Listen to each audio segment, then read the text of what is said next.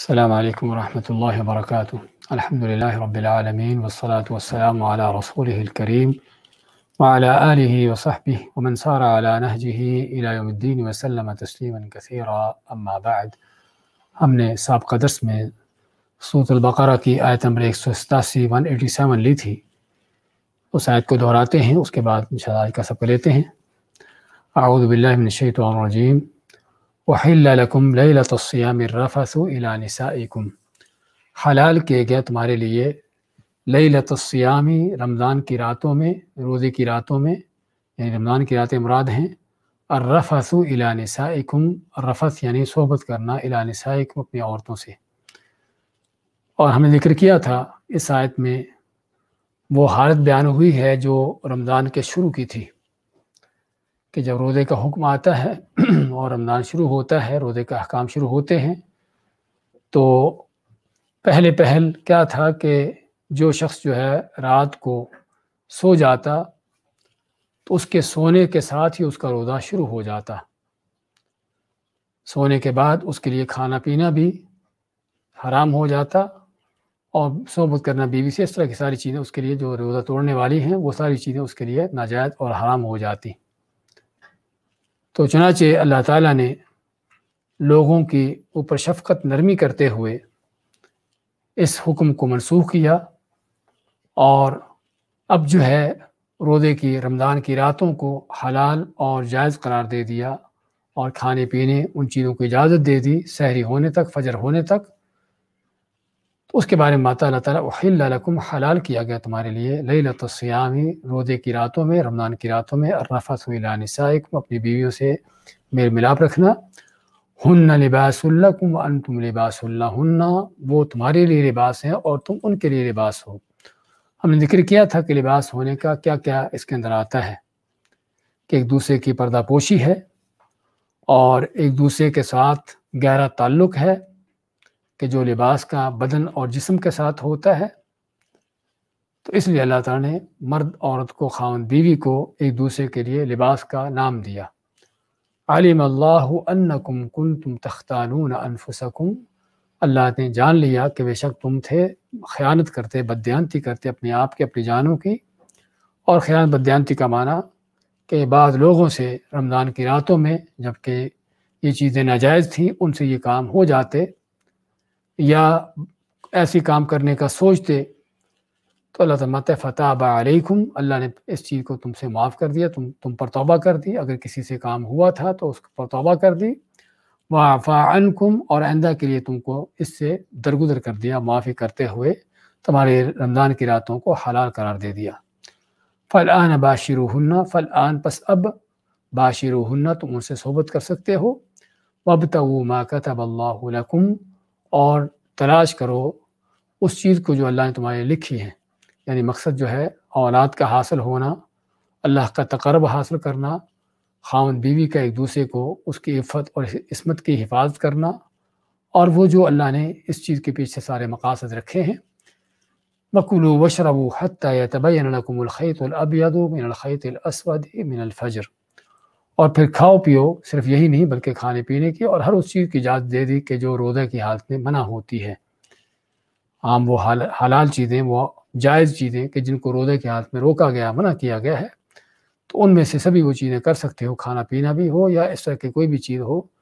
رات بھر تم کر سکتے ہو، حتیٰ یہاں تک کہ یتبین لکم الخیط الابیض، تمہارے لیے واضح ہو جائے الخیط الابیض، سفید دھاگا، من الخیط الاسود، سیاہ دھاگے سے۔ اور ہم نے ذکر کیا تھا کہ دھاگے سے مراد یہاں پر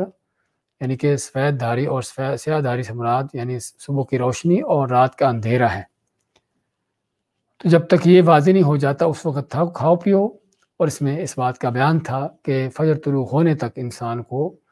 یعنی کہ وہ چیزیں کرنے کی اجازت ہے کہ جو یعنی کہ روزہ کے بغیر کی جا سکتی ہیں، کھانا پینا ہو یا صحبت ہو، کچھ بھی ہو۔ اور اسی سے علماء نے اس بات کا بھی اخذ کیا ہے کہ اگر کسی کو فجر طلوع ہو جائے اور ابھی تک اس پر غسل کرنا باقی ہو تو اسی حال میں وہ سحری کر سکتا ہے، اور اگرچہ غسل اس کا فجر کے بعد بھی کیوں نہ ہو جائے۔ ثم اتموا الصیام الی اللیل، اور پھر پورا کرو روزے کو رات تک۔ اور پورا کرنے کے اندر روزے کے جو پابندیاں ہیں اس کا حکم آ گیا کہ جن چیزوں سے پابند کیا گیا ہے، جن چیزوں کو منع کیا گیا روزہ کی حالت میں، اس کی پابندی کرنا کب تک ہے؟ الی اللیل، رات تک. اور رات سے مراد کیا ہے؟ ہم نے ذکر کیا تھا رسول اکرم صلی اللہ علیہ وسلم کی اس حدیث سے کہ جس میں صحیح بخاری مسلم کی حدیث میں آپ پاتے ہیں کہ اگر ادھر سے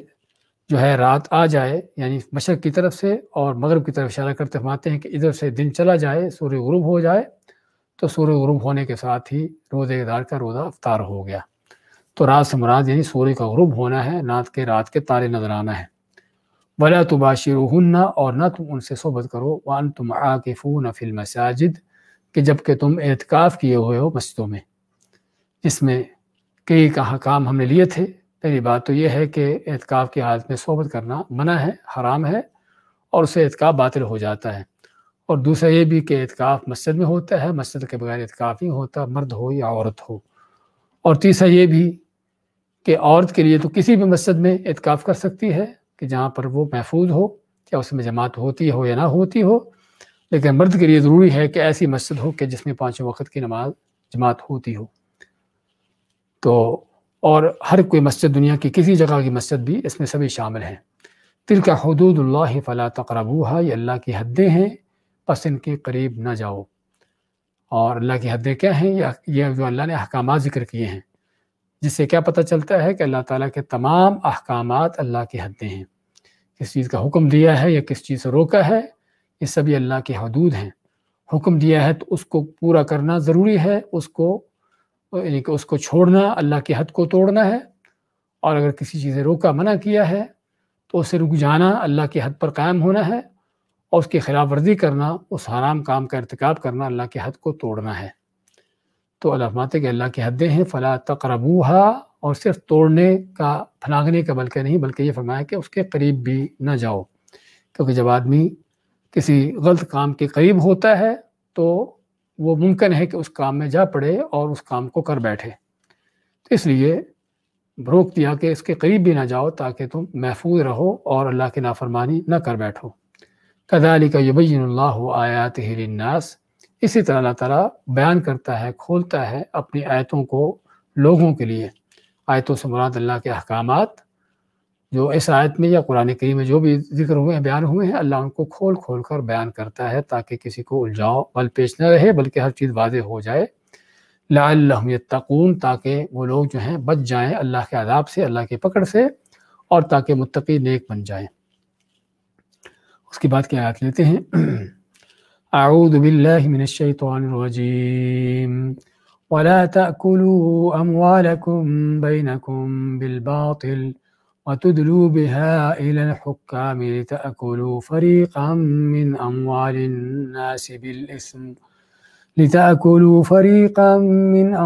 الناس بالإثم وأنتم تعلمون.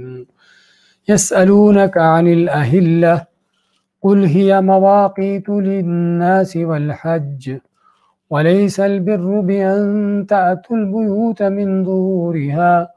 ولكن البر من اتقى وآتوا البيوت من أبوابها واتقوا الله لعلكم تفلحون. ولا تأكلوا، اور نہ کھاؤ، اموالکم، اپنے مال، بینکم، آپس میں، آپس کے درمیان، بالباطل، باطل طریقے سے، غلط طریقے سے، وتدلوا بها، اور تم ان کو لے جاتے ہو، ان کو پیش کرتے ہو، الی الحکام، حکام حاکموں کی طرف، حکام جمع حاکم کی، لتأکلوا، تاکہ تم کھا جاؤ، فریقا من اموال الناس، فریق کے معنی کچھ حصہ، فریق کے معنی ویسے گروہ ہوتا ہے لیکن یہاں پر مراد اس سے کچھ حصہ، من اموال الناس، لوگوں کے مال کا، بالاسم، گناہ کے ساتھ، وانتم تعلمون، اور جبکہ تم جانتے بھی ہو. یسألونک عن الاہلہ، یسألونک، سوال کرتے ہیں آپ سے، عن الاہلہ، اہلہ جمع حلال کی، ہلال، ہلال جو آنکھوں والا ہے اس کے ساتھ، تو اہلہ جمع ہلال کی. اور ہلال کیا ہوتا ہے کہ جب مہینے کے شروع میں چاند نکلتا ہے، باریک سا ہوتا ہے، اس کو ہلال کا نام دیا جاتا ہے. وہ کچھ دن تک ہلال رہتا ہے، اس کے بعد قمر بن جاتا ہے، پھر بدر بن جاتا ہے. اس طرح مختلف اس کے جو مراحل ہیں. یسألونک عن الاہلہ، تم سے سوال کرتے ہیں، پوچھتے ہیں چاند کے چھوٹا بڑا ہونے کے بارے میں، قل کہہ دیجئے ہیا مواقیت للناس، ہیا یہ چاند کا کم ہونا گھڑنا بڑھنا جو ہے یہ کیا ہے؟ مواقیت جمع میقات کی، اور میقات سے مراد وقت، کہ لوگوں کے لیے وقت معلوم کرنے کا ذریعہ ہے، لوگوں کے اوقات کو معلوم کرنے کا ذریعہ ہے، والحج اور حج معلوم کرنے کا ذریعہ ہے،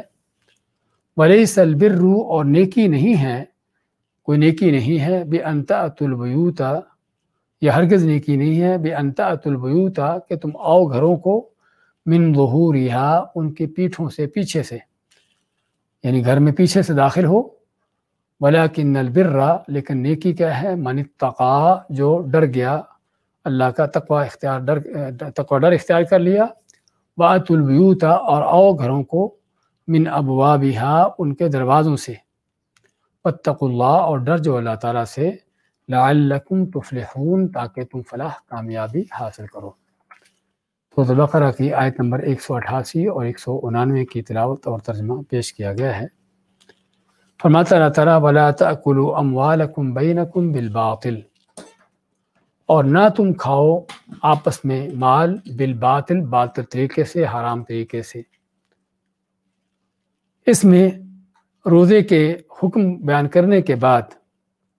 کہ جس روزے کی حالت میں اللہ نے مسلمان پر، مومن پر حلال چیزیں حرام کی ہیں، وہ چیزیں جو کھانے پینے کی ہیں یا اور کسی لذت کی ہیں، اس طرح کی چیزیں جو عام حالت میں حلال ہوتی ہیں، اللہ نے ایک مومن مسلمان کی ایمان پر، تقوی پر، اپنی اطاعت پر تربیت دینے کے لیے اس کو اوپر سحری سے افطاری تک ان چیزوں کو حرام اور ناجائز قرار دے دیا، اور ان حلال چیزوں کو روزے کی حالت میں ناجائز قرار دینا اور منع کر دینے کا مقصد کیا ہے؟ ایک مومن مسلمان کی تربیت ہے اللہ کی اطاعت پر، کہ جیسے تم اللہ کے حکم مانتے ہوئے اور اللہ کی اطاعت کرتے ہوئے ان حلال چیزوں سے باز رہتے ہو، تو اسی طرح اللہ تعالیٰ نے کچھ چیزوں کو حرام کیا ہے کہ جو مستقل حرام ہیں اور جو ہمیشہ کے لیے حرام ہیں، تو پھر ان چیزوں سے بھی بچنا تمہارا فرض بنتا ہے، بلکہ اور بھی بڑھ کر فرض بنتا ہے کہ اگر آدمی ایک وہ چیز جو وقتی طور پر جس سے منع کیا گیا ہے اور ہے بھی وہ حلال لیکن صرف وقتی طور پر اسے منع کیا گیا ہے، اس سے اگر رکتا ہے، اس کو چھوڑتا اللہ کا حکم مان کر، تو پھر اس کا تقاضا کیا ہے؟ اس کا تقاضا یہ ہے کہ آدمی کو اس چیز سے تربیت حاصل ہو کہ وہ چیزیں جو اللہ نے ہمیشہ کے لیے مستقل حرام کی ہیں ان کو چھوڑے اور ان سے دور رہے۔ اور حقیقت میں روزے کا سب سے بڑا ایک اہم مقصد یہ ہے، اس لیے فرمایا لعلکم تتقون، تاکہ تم بچ جاؤ۔ کس سے بچ جاؤ؟ گناہ سے، نافرمانی سے، اللہ کی حکم کی مخالفت سے بچ جاؤ، اللہ کے عذاب سے بچ جاؤ۔ وہ سارے تتقون کے لفظ یہ سارے اندر آتا ہے، تاکہ تم نیک بن جاؤ۔ نیک کیسے بنو؟ اللہ کے حکم کی اطاعت کر کے اور گناہوں سے بچ کر۔ تو اس لیے روزہ اصل یہ اس بات کی تربیت دیتا ہے۔ الگ بات ہے کہ کبھی ہم نے ان چیزوں پر غور نہیں کیا کہ روزے کا سبق کیا ہے، اس کی تربیت کیا ہے۔ اللہ کیوں سحری سے افطاری تک ہم کو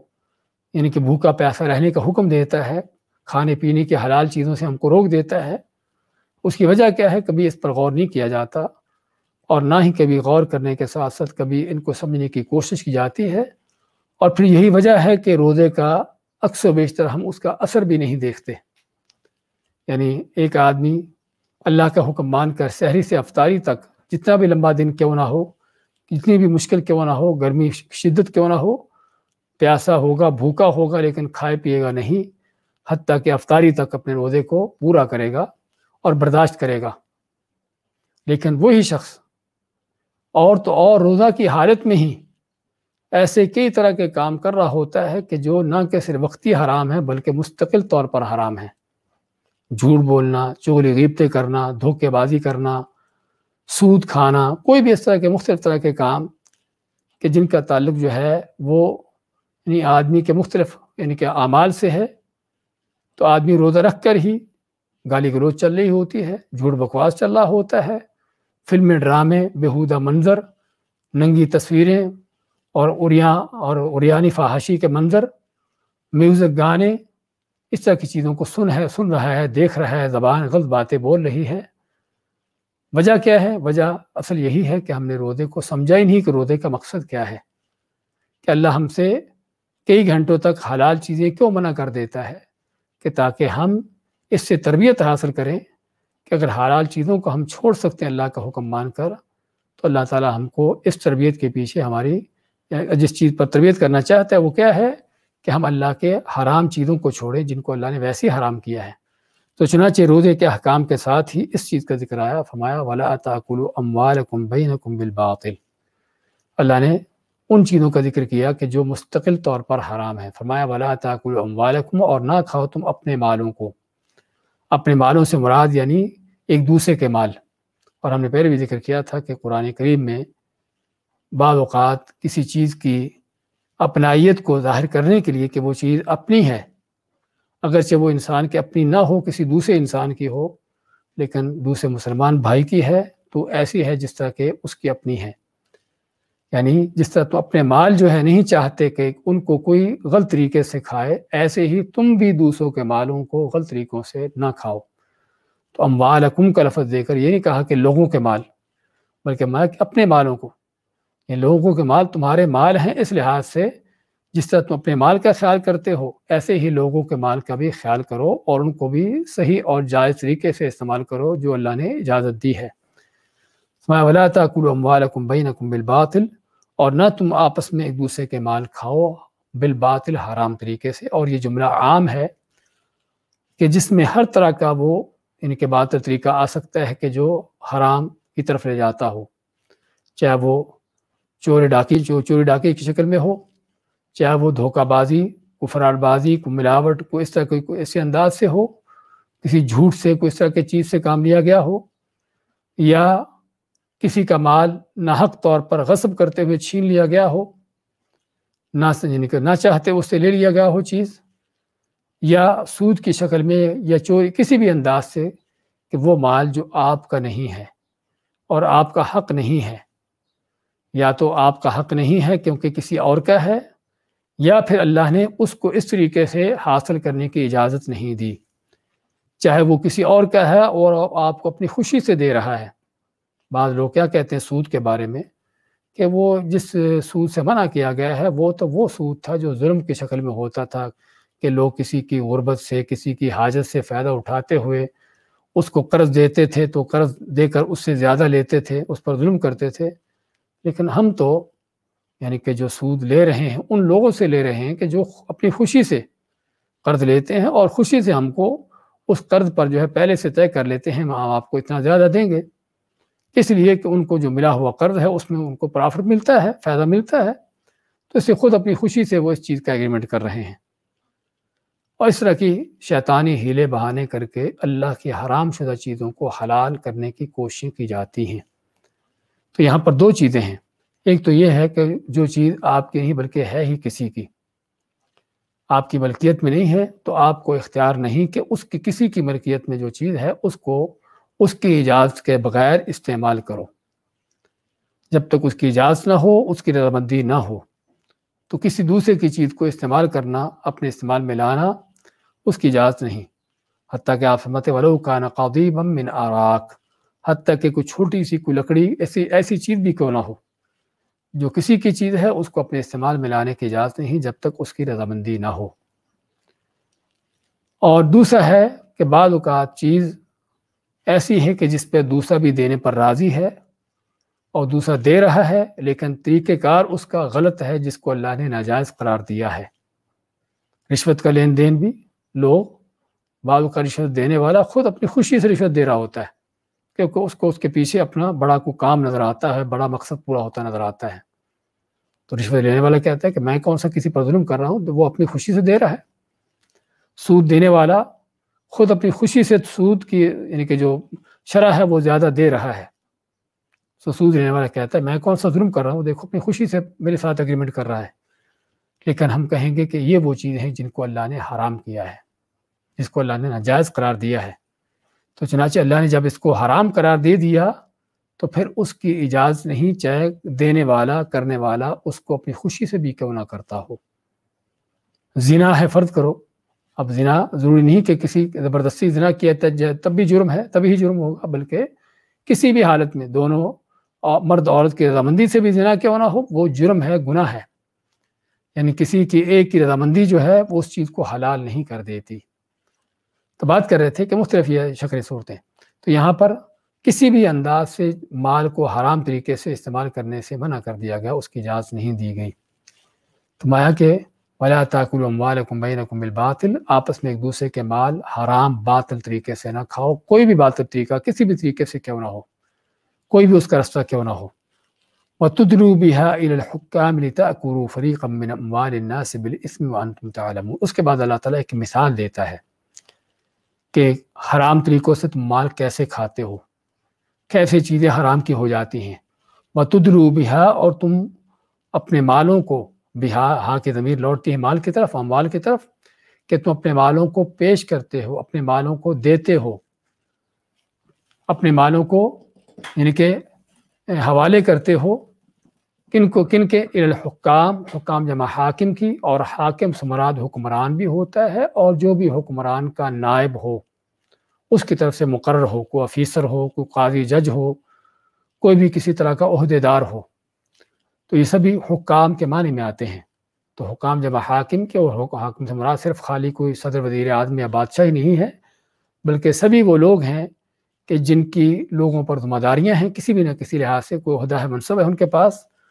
اور لوگوں کے درمیان وہ فیصلے کرتے ہیں۔ خاص طور پر حکام کا تعلق عام کسی عہدے دار افیسر سے نہیں ہے، بلکہ ایسے لوگ جن کا کوئی لوگوں کے درمیان فیصلے کرنا، ان کے معاملات کو نمٹانا، اس طرح کی چیزیں کرنا، تو یہ جو حکام کا نام جن کو دیا جاتا ہے۔ اور حاکم کا لفظ اصل کس سے؟ حکم سے، حکم کرنے سے، حکم چلانے سے۔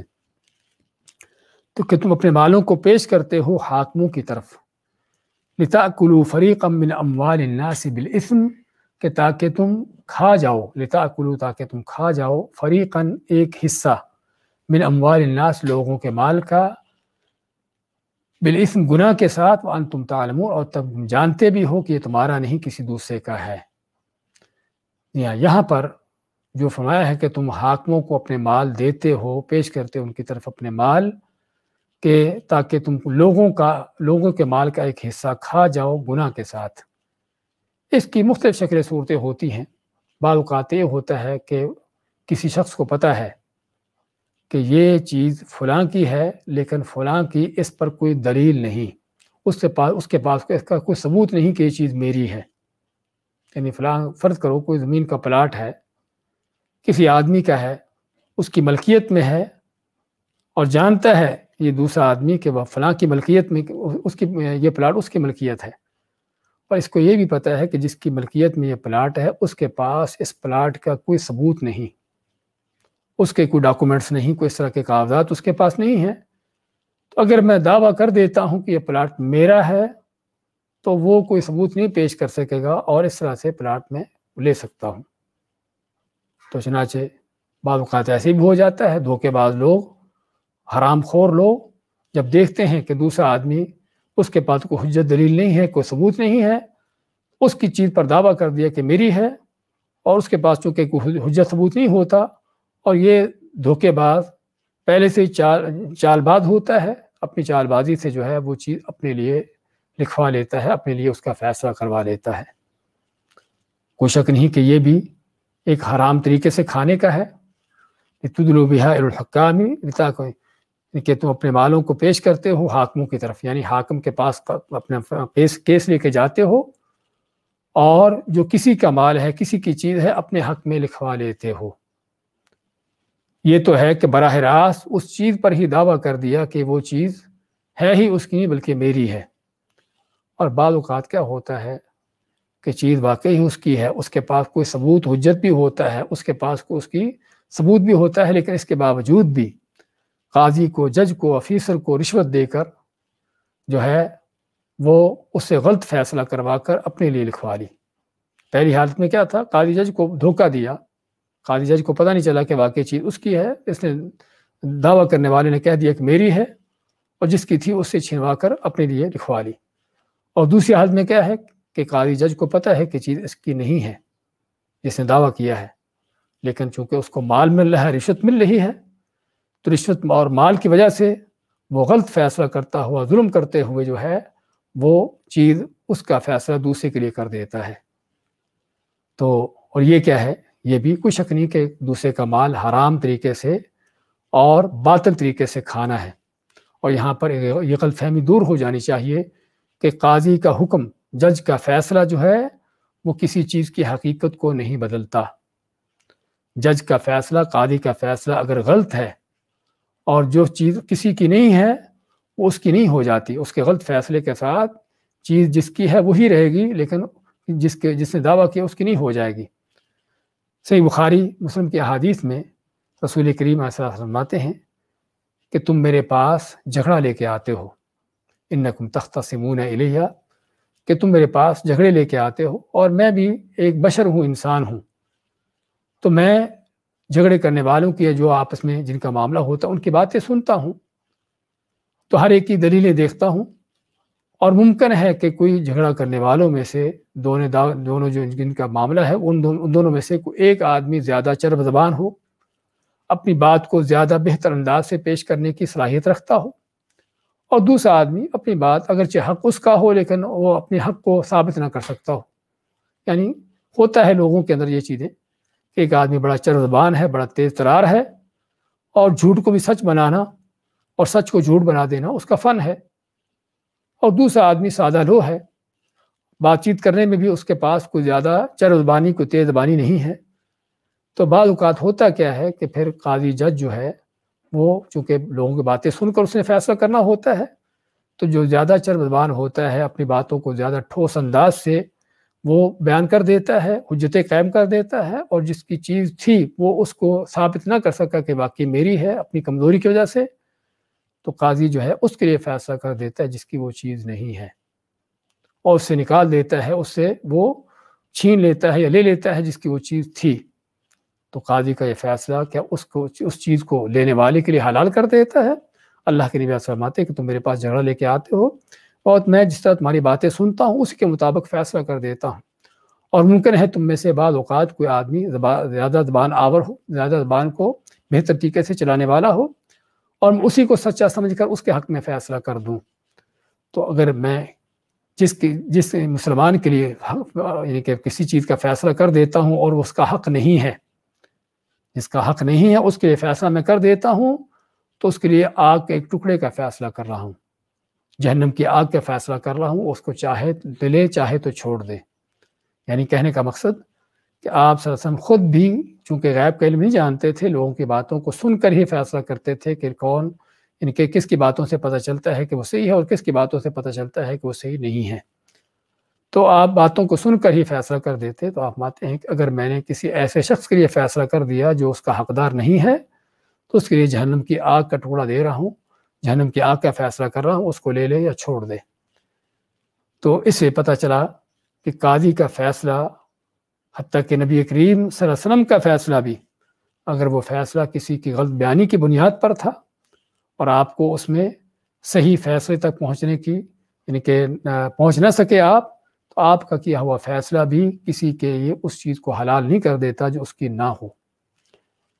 تو اس آیت میں حقیقت میں ذکر کیا گیا ہے، یعنی کہ حرام چیزوں کی مثال دیتے ہوئے روزے کے بعد جس میں حلال چیزیں منع کی گئی تھی کہ جو چیزیں تو اللہ نے تم پر حرام کی ہیں اور ہمیشہ کے لیے حرام ہیں، اگر تم اللہ کے حلال چیزوں کو کچھ وقت کے لیے چھوڑنے کے لیے تیار ہو جاتے ہو تو یہ روزہ تم کو اس بات کے سبق اور تربیت دیتا ہے کہ جن چیزوں کو اللہ نے تم پر ہمیشہ کے لیے حرام کیا ہے ان سے تم بچ کے رہو، ان سے دور رہو، اور حرام کا مال کبھی بھی اس میں خیر نہیں ہوتی، کتنا بھی کیوں نہ انسان حاصل کر لے، وہ دھوکہ بازی سے ہو، غلط فیصلوں سے ہو، کسی فراڈ کے ساتھ ہو یا کسی سود یا رشوت کے ساتھ ہو، کبھی بھی اس میں کوئی خیر نہیں ہوتی، نہ دنیا کے اندر اور نہ آخرت میں۔ کہ حرام کا مال جو ہے اگر آدمی خرچ کرتا ہے تو اس میں برکت نہیں، اگر اس کا صدقہ کرتا ہے تو قبول نہیں ہوتا، جس طرح کہ اللہ کے نبی صلی اللہ علیہ وسلم کا فرمان، اور اگر چھوڑ کے مر جاتا ہے کان زادہ الی النار، کہ اس کا جہنم کے لیے زاد راہ ہے۔ ہاں پیچھے مزے تو اس کے پیچھے والے اڑائیں گے، اور اس بدبخت کے لیے کیا بچے گا کہ یہ چھوڑا ہوا مال اس کے لیے جہنم کے راستے پر اس کو چلا رہا ہے۔ اس لیے انسان کو چاہیے کہ حلال پر اس کی قناعت ہو اور اللہ سے روزی حلال کی مانگے، اسی پر اس کی کفایت ہو اور حرام سے بچے۔ اور یہاں پر رشوت کی اگر بات آئی ہے تو رشوت کے حوالے سے یہ بھی ہے کہ رشوت حرام ہے، ناجائز ہے۔ اللہ کے نبی صلی اللہ علیہ وسلم نے رشوت لینے دینے والے پر دونوں پر لعنت ڈالی ہے۔ لیکن آج ہم اس ماحول معاشرے میں ہیں کہ جہاں پر بعض اوقات آدمی جب تک رشوت نہیں دیتا، پیسہ نہیں دیتا، تو اپنا وہ زندگی کے بنیادی حق جس کے بغیر زندہ رہنا ہی ممکن نہیں ہوتا وہ بھی اس کو نہیں ملتا۔ یعنی کسی نے گھر بنایا ہے، واٹر سپلائی کے لیے بھی، الیکٹریسٹی کے لیے بھی، بجلی حاصل کرنے کے لیے بھی اس کو جو ہے باقاعدہ طور پر کوئی پیسہ خرچ کرنے پڑے گا، کوئی رشوت دینا پڑے گی، حرام خوروں کو کچھ کھلانا پڑے گا، تب جا کر اس کو پانی کی سپلائی ملے گی، تب اس کو پانی کا گھونٹ مہیا ہوگا۔ تو کیا اس وقت بھی آدمی کچھ نہیں پیسہ دے سکتا؟ ہاں، اگر تو واقعی آدمی برداشت کر سکتا ہے کہ حرام خوروں کے منہ بھرنے کے بجائے اللہ پر توکل کرتے ہوئے اللہ نے جو اس کو تھوڑا زیادہ دیا ہے، کوئی ایسی چیز جس سے وہ گزارا کر سکتا ہو، تو اگر اسے بچ سکتا ہو تو بچنے کا راستہ اختیار کرے۔ لیکن جہاں پر دیکھے کہ اس کی مجبوری ہے، اس کا زندگی کا بنیادی حق ہے جو اس کو ملنا چاہیے، اور حرام خور اس کو دینے پر تیار نہیں ہے، تو پھر ایسی حالت میں علماء کا فتویٰ ہے کہ آدمی یعنی مال لگا سکتا ہے لیکن اس کے حق میں رشوت نہیں ہوگی۔ ہاں، لینے والا جو حرام خور ہے اس کے حق میں رشوت ہوگی، اس کے لیے وہ لعنت ہوگی، اس کے لیے وہ عذاب ہوگا۔ لیکن دینے والا اپنی کسی بنیادی زندگی کی ضرورت حاصل کرنے کے لیے جو اس کا حق ہے اس کو لینے کے لیے کر رہا ہے، تو اس کے لیے وہ رشوت نہیں ہوگی۔ اس کے بعد اللہ تعالیٰ کا فرمان، یسألونک عن الاہلہ، تم سے سوال کرتے ہیں، پوچھتے ہیں، اہلہ جمع ہلال کے جیسا ہم ذکر کیا ہے کہ چاند کے بارے میں، چاند کا کم بڑا ہونا، چھوٹا بڑا ہونا، جیسا کہ ہم جانتے ہیں کہ مہینہ جب شروع ہوتا ہے کہ تو چاند بالکل باریک ہوتا ہے، تاکہ نظر آنا بھی آنکھوں سے مشکل ہوتا ہے، اگلی رات کو تھوڑا بڑا، تیسری رات کو اس سے تھوڑا بڑا، اور اس طرح سے بڑا ہوتا چلا جاتا ہے، حتیٰ کہ مہینے کے درمیان میں وہ یعنی پورا مکمل ہو چکا ہوتا ہے، بدر تمام بن چکا ہوتا ہے، اور پھر مہینے کے درمیان سے بعد سے لے کر پھر کم ہونا شروع ہوتا ہے، اور مہینے کے آخر میں پھر اسی طرح ہو جاتا ہے جس طرح مہینے کے شروع میں تھا۔ تو یہ چاند کا کم زیادہ ہونا، اس کا بڑھنا گھٹنا، اس کا کیا مقصد ہے؟ اس کے بارے میں سوال کیا جاتا ہے۔ یسألونک، آپ سے سوال کرتے ہیں، عن الاہلہ، چاند کے کم زیادہ ہونے میں، بڑھنے گھٹنے میں، قل ہی مواقیت للناس، اللہ فرماتا ہے کہ یہ لوگوں کے اوقات معلوم کرنے کا ذریعہ ہے۔ مواقیت جمع وقت کی، کہ لوگوں کے اوقات کا ذریعہ ہے، اوقات معلوم کرنے کا۔ اللہ نے کائنات کے اندر ایک فطری چیز وہ رکھ دی ہے لوگوں کو اپنے دن معلوم کرنے کی، اپنے اوقات معلوم کرنے کی، کہ جو ہر انسان چاہے جنگل صحرا میں رہتا ہو یا کوئی سائنسی لیبارٹری میں رہتا ہو، کہیں پر بھی کمرہ ہو، ہر کوئی اس چیز کو جانتا اور اس چیز کو دیکھتا ہے۔ اور وہ کیا ہے کہ چاند مہینے کے شروع میں نکلا ہے، اس کا مطلب کہ اب مہینہ شروع ہوا، آج اس کی پہلی تاریخ ہے، اگلے دن تھوڑا اور سے بڑا ہو گیا، دیکھ کے پتہ چلا کہ آج 2 تاریخ ہے، تیسرے دن اور بڑا ہو گیا، پتہ چلا کہ 3 تاریخ ہے۔ اس طرح سے اس کے بڑھنے کے ساتھ ساتھ پتہ چلتا رہتا ہے کہ مہینہ اتنا گزر چکا ہے، اور پھر کم ہونا شروع ہو جاتا ہے، پھر پتہ چلتا ہے کہ اب مہینہ اتنا باقی رہ گیا ہے۔ تو اس میں کیا ہے، اللہ نے ایک فطری نظام رکھ دیا ہے کائنات کے اندر، کہ جس میں کسی کو کیلنڈر نہ بھی ہو، اس کے پاس تاریخ معلوم کرنے کے اور ذرائع نہ بھی ہوں، ایک اللہ نے یہ فطری نظام رکھ دیا کہ جس کو ہر کوئی دیکھ کر پتہ چلا لیتا ہے۔ تو اللہ تعالیٰ فرماتا ہے کہ یہ چاند کا کم زیادہ ہونا کس لیے ہے؟ کہ تاکہ تم اپنے اوقات معلوم کرو، وہ اوقات جو تمہارے ایک دوسرے کے ساتھ طے ہوتے ہیں، وہ اوقات جن کا تعلق جو ہے بعض اوقات کوئی کسی عدت کے ساتھ، کسی قرض کے ساتھ، کو اور طرح طرح کے جو تمہارے آپس کے ایک دوسرے کے معاملات ہوتے ہیں،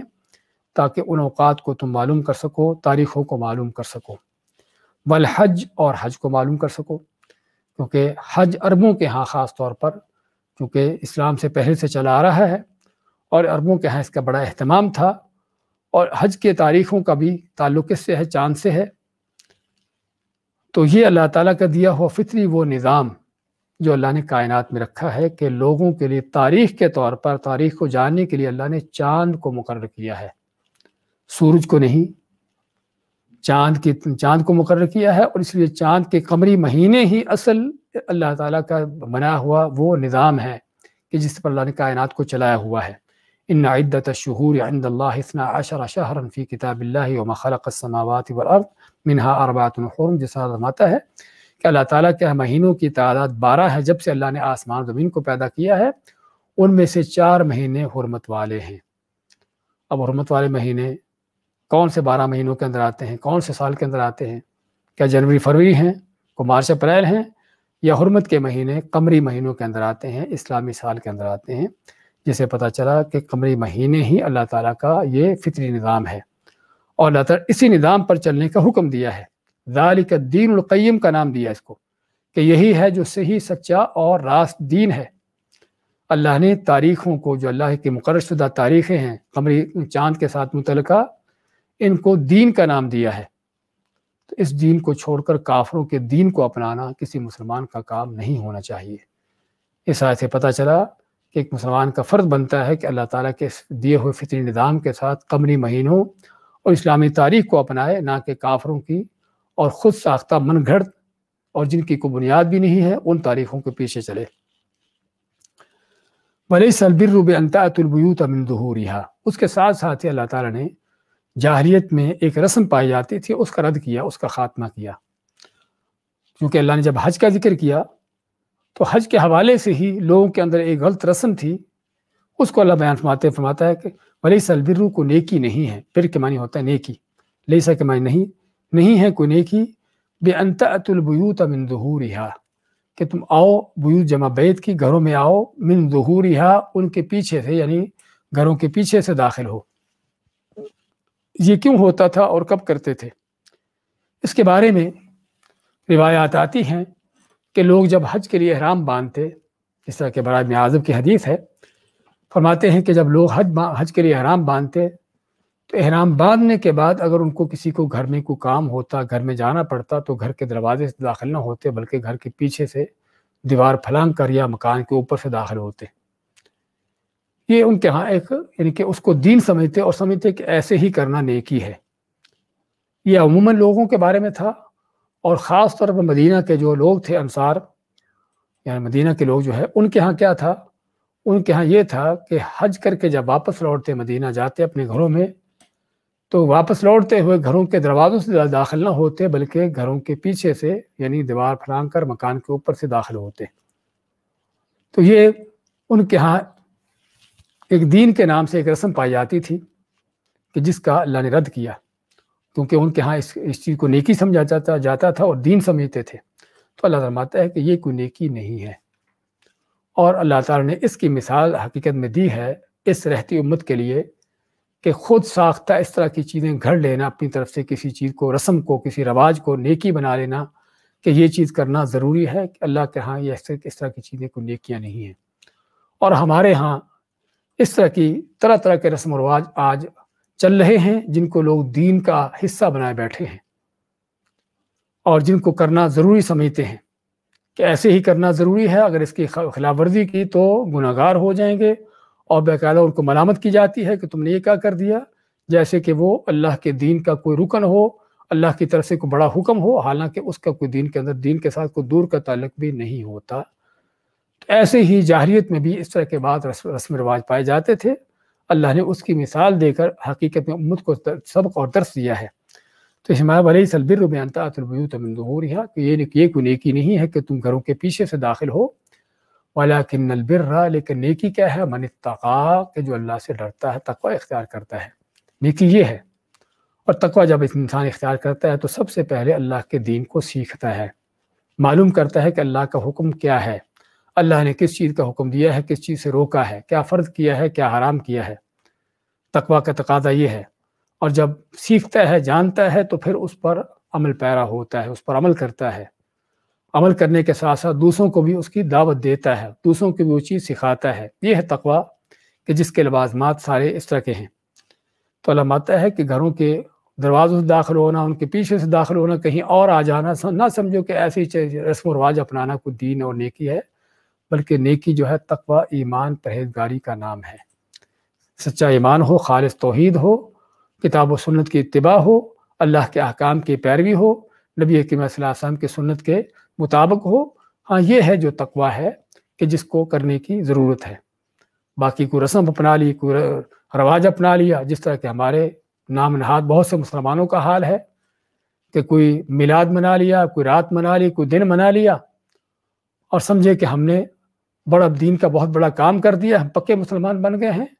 اللہ نے ایسے بدعات کا، کیونکہ دین کے نام سے ہر وہ چیز جو اپنی طرف سے کی جاتی ہے جس کا اللہ نے حکم نہیں دیا ہوا، وہ رسم و رواج ہیں، بدعات ہیں۔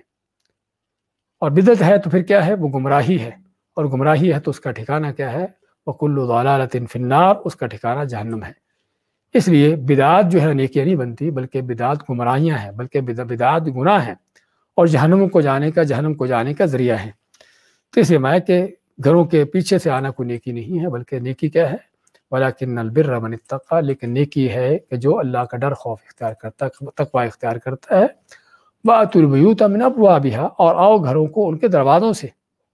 یعنی تم کو احرام پہننے کے بعد بھی گھر جانے کی ضرورت پڑ گئی کسی وجہ سے، تو گھر کے دروازے سے داخل ہو۔ تم سفر سے واپس آتے ہو اپنے گھر میں حج کر کے، تو یہ نہیں کہ ان کے پیچھے سے اوپر چڑھ کے آؤ، بلکہ گھر کے دروازوں سے داخل ہو۔ تو یہ ہے اللہ تعالیٰ کا حکم، اور اس حکم کے اندر بھی ایک بہت بڑی تنبیہ ہے، اور وہ کیا ہے کہ اصل یہ ہے کہ آدمی اگر کسی چیز میں اللہ نے اجازت رکھی ہے تو وہ چیز اختیار کرے کہ جو جائز، یعنی کہ جو آسان ہو، جو جائز چیز ہو اور آسان ہو، یہ نہیں کہ بلا وجہ اپنے آپ کو مشکلات میں ڈالے۔ یعنی دو چیزیں ہیں کہ جس میں اللہ نے کرنے کا اختیار دیا انسان کو، کہ چاہے تو اس راستے پر چل کر وہاں پر جاؤ، چاہے تو اس راستے پر چل کر جاؤ، اور مجھے پتہ ہے کہ یہ راستہ کم ہے، شارٹ کٹ ہے، آسان ہے، اور یہ راستہ لمبا ہے اور مشکلات کا ہے، اور مقصد جو ہے کسی چیز تک پہنچنا ہے۔ یعنی فرض کرو ایک آدمی حج کرنے کے لیے بیت اللہ جاتا ہے، اور آج کے زمانے میں کہ جب کہ اللہ نے نعمتیں دے رکھی ہیں ہوائی جہاز کی، اس طرح کی چیزوں کی، تو ایک آدمی کہتے نہیں میں تو اللہ کے نبی صلی اللہ علیہ وسلم چونکہ اونٹ پر سوار ہو کر حج کرنے کے لیے گئے تھے، میں تو اونٹ پر جاؤں گا تاکہ یہ سنت پوری ہو۔ ہم کہتے ہیں اللہ کے نبی صلی اللہ علیہ وسلم کا اونٹ پر بیٹھنا کوئی سنت کے طور پر نہیں تھا، اس وقت اللہ تعالیٰ نے لوگوں کو یہ سواری مہیا کی تھی، اس لیے آپ اونٹ پر بیٹھے۔ اگر اس سے کوئی بہتر سواری ہوتی تو آپ یقیناً اس کا استعمال کرتے۔ تو اس لیے اپنے آپ کو بلا وجہ مشقت میں ڈالنا کسی کام کو کرنے کے لیے، کسی عبادت کو کرنے کے لیے بھی، حتیٰ کہ وہ عبادت جو اللہ کا حکم ہے اس کو کرنے کے لیے بھی اپنے آپ کو مشکل میں ڈالنا، مشقت میں ڈالنا، یہ کوئی نیکی نہیں ہے۔ اور ہمیں اس کی بہت سی مثالیں ملتی ہیں۔ عقبہ ابن عامر کی، ان کی بہن، انہوں نے نظر مانی کہ وہ حج کو جائے گی اور پیدل چل کے جائے گی، حالانکہ اس وقت سواریاں تھیں، اونٹ گھوڑے تھے، لیکن اس عورت نے نظر مانی کہ وہ پیدل چل کر جائے گی۔ تو اللہ کے نبی صلی اللہ علیہ وسلم کو جب بتایا گیا تو آپ نے کیا فرمایا؟ اللہ تعالیٰ کو تیری بہن کو تکلیف دینے میں کوئی اللہ تعالیٰ کا مفاد نہیں، اللہ تعالیٰ نہیں چاہتا، تو اپنی بہن کو کہو کہ اپنی نظر توڑے اور اونٹ پر سوار ہو کر جائے۔ تو اس آیت سے ہم کو کیا ملتا ہے؟ وَأْتُوا الْبُيُوتَ مِنْ أَبْوَابِهَا، کہ اصل یہ ہے کہ اگر کوئی چیز حلال اور جائز ہے تو آدمی وہ چیز اختیار کرے کہ جو آسان ہو، اور یہی نبی کریم علیہ السلام کا منہج اور آپ کا طریقہ تھا۔ ام المؤمنین عائشہ رضی اللہ عنہا فرماتی ہیں کہ ما خیر فی امرین، کہ رسول اکرم صلی اللہ علیہ وسلم کو جب بھی دو چیزوں میں اختیار دیا گیا کہ چاہو تو یہ کرو، چاہو تو یہ کرو، الا اختار ایسرہما، کہ آپ دونوں میں سے کیا چیز اختیار کرتے کہ جو آسان ہوتی، ما لم یکن اثما، جب تک اس میں گناہ نہ ہوتا۔ ہاں گناہ ہوتا تو پھر آپ سب سے دور ہوتے اس سے، لیکن اگر وہ چیز جائز ہوتی، کرنے کے قابل ہوتی، تو ہم آتی ہیں کہ آپ آسان چیز کو اختیار کرتے ہو، اور آپ کا عملی طور پر بھی، صرف کہنے کی حد تک نہیں بلکہ عملی طور پر کتنی آپ کی مثالیں ملتی ہیں۔ ایک دن آپ عشاء کی نماز میں کافی لیٹ آتے ہیں اور لوگ کافی انتظار میں بیٹھے ہوئے تھے، تو حتیٰ کہ رات کا تہائی حصہ گزر جاتا ہے، آپ مانتے ہیں کہ اس نماز کا بہتر وقت یہی ہے اگر مجھے امت کا، لوگوں کی مشقت کا احساس نہ ہو، تو چنانچہ لوگوں کی مشقت کے پیش نظر آپ عشاء کی نماز کو پہلے وقت میں پڑھا دیتے۔ اور دوسری حدیث میں آتا ہے، راوی فرماتے ہیں کہ آپ جب دیکھتے عشاء کی نماز کے حوالے سے کہ لوگ جمع ہو چکے ہیں، جلدی آ گئے ہیں، تو آپ جلدی ان کو پڑھا دیتے، اور کبھی دیکھتے کہ لوگ تھوڑا لیٹ ہو گئے ہیں تو تھوڑا نماز کو لیٹ کر دیتے۔ یعنی لوگوں کی آسانی کے ساتھ چلتے، کہ لوگوں کی آسانی کس میں ہے، لیکن آسانی کا معیار بھی کیا ہے؟ وہ قرآن و سنت ہے، کیونکہ آج کل بعض اوقات آسانیوں کے معیار بھی لوگوں نے اپنے دل دماغ کے بنا رکھے ہیں کہ چنانچہ یہ چیز آسان ہے۔ آپ کو نماز میں لمبی تلاوت کرنا، لمبی تلاوت سے مراد یعنی وہ تلاوت جو سنت کے مطابق ہے، لوگوں پر بھاری گزرتی ہے، مشکل لگتی ہے، ٹھیک ہے 2 آیتیں پڑھاؤ اور نماز پڑھا دو، تو یہ سنت کی مخالفت ہے، یہ کوئی آسانی کا طریقہ نہیں ہے، بلکہ آسانی کا جو معیار ہے وہ نبی اکرم صلی اللہ علیہ وسلم کی سنت ہے۔ ہر وہ کام جو آپ نے کیا ہے، جس طریقے سے کیا ہے، جس مقدار میں کیا ہے، اسی طریقے اسی مقدار میں کیا جانا ہی آسانی بھی ہے اور سنت بھی ہے۔ اس لیے انس بن مالک فرماتے ہیں کہ میں نے رسول اکرم صلی اللہ علیہ وسلم سے ان کے علاوہ کسی کے پیچھے نہ مکمل نماز پڑھی ہے اور نہ ہلکی نماز پڑھی ہے، یعنی آپ کی نماز ہلکی بھی ہوتی اور مکمل بھی ہوتی، یہ دونوں صفتیں اس کے اندر۔ ہمارے ہاں ہلکی کر لیتے ہیں، مکمل ہونے کا معنی چھوڑ دیتے ہیں۔ تو اس لیے آسانی کا جو معیار ہے وہ قرآن و سنت ہے، اللہ اس کے رسول صلی اللہ علیہ وسلم کا ان کا دیا ہوا طریقہ ہے۔ تو یہاں بات کر رہے تھے بات البیوت من ابوابها کہ اس آیت سے ہم جملے سے ہمارا ملتا ہے کہ اگر کوئی چیز اللہ نے کس چیز کی اجازت دی ہے اور آسانی اسی میں ہے تو آدمی کو چاہیے کہ آسان چیز اختیار کرے۔ فاتقوا اللہ، اور ڈرو اللہ تعالیٰ سے، جو اصل مقصد ہے اللہ کے احکام کا، ولکن البر من اتقى، جو تقوی ہے۔ تو اس ماتا پھر اللہ تعالیٰ کا اپنے حکم دیتے کہ اللہ سے ڈرو، تقوی اختیار کرو، لعلکم تفلحون، تاکہ تم فلاح کامیابی پا جاؤ۔ جسے پتہ چلا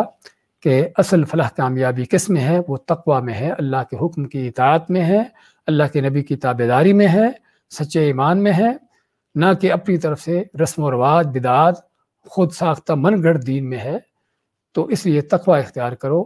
تقوی کا رستہ اپناؤ جس میں علم بھی ہے، عمل بھی ہے، کتاب و سنت کی اتباع بھی ہے اور سچا عقیدہ بھی اس کی بنیاد ہے۔ تو یہ ہے جو فلاح کامیابی کا رستہ ہے۔ مبارک ہے آج کی آیتیں،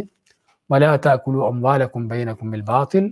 اور نہ تم کھاؤ آپس کے مال کو، آپس میں ایک دوسرے کے مال کو، بالباطل، حرام طریقے سے، باطل طریقے سے، وَتُدْلُوا بِهَا إِلَى الْحُكَّامِ، اور تمہیں انہیں پیش کرتے اپنے مالوں کو لے جاتے ہو حاکموں کی طرف، لِتَأْكُلُوا فَرِيقًا مِّنْ أَمْوَالِ النَّاسِ، لِتَأْكُلُوا تاکہ تم کھا جاؤ، فریقاً ایک حصہ، من اموال الناس لوگوں کے مال کا، بالاسم گناہ کے ساتھ، وَأَنْتُمْ تَعْلَمُونَ اور جبکہ تم جانتے بھی ہو کہ وہ تمہارا نہیں کسی اور کا ہے۔ يَسْأَلُونَكَ عَنِ الْأَهِلَّةِ، تم سے سوال کرتے ہیں چاند کے بارے میں، چاند کا چھوٹا بڑا ہونا، قُلْ هِيَ مَوَاقِيتُ لِلنَّاسِ، کہہ دیجئے کہ یہ لوگوں کے اوقات کے لیے مقرر کیا گیا ہے، والحج، اور حج کے اوقات معلوم کرنے کے لیے ہے، وَلَيْسَ الْبِرُّ اور نیکی نہیں ہے یا کوئی نیکی نہیں ہے، بِأَن تَأْتُوا الْبُيُوتَ مِن ظُهُورِهَا کہ تم گھروں کو آؤ ان کے پیچھے سے، پیچھے کی طرف سے آؤ، وَلَكِنَّ الْبِرَّ لیکن نیکی کیا ہے، من اتقى کہ جو اللہ سے ڈر جاتا ہے، تقوی اختیار کرتا ہے، وَأْتُوا الْبُيُوتَ مِنْ أَبْوَابِهَا اور آؤ گھروں کو ان کے دروازوں سے، وَاتَّقُوا اللَّهَ اور ڈر جو اللہ سے، لَعَلَّكُمْ تُفْلِحُونَ تاکہ تم فلاح کامیابی پا جاؤ۔ بارک اللہ۔